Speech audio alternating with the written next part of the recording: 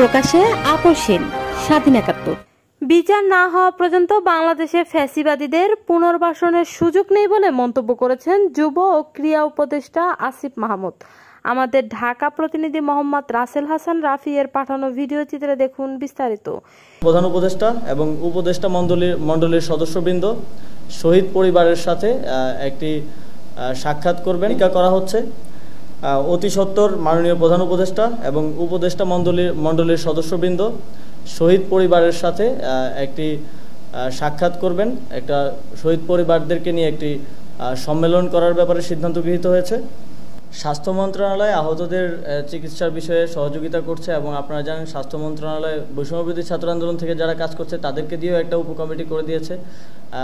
এই কার্যক্রম চলমান আছে এবং শহীদদের ব্যাপারে একটি ফাউন্ডেশন করার ঘোষণা ইতিমধ্যেই হয়েছে। সেই ফাউন্ডেশন আপনারা কিছুদিনের মধ্যেই সেই ফাউন্ডেশনের যেই স্ট্রাকচার সেটা পেয়ে যাবেন। বর্তমান বন্যা পরিস্থিতিতে আপনারা জানেন পানি নামতে শুরু করেছে।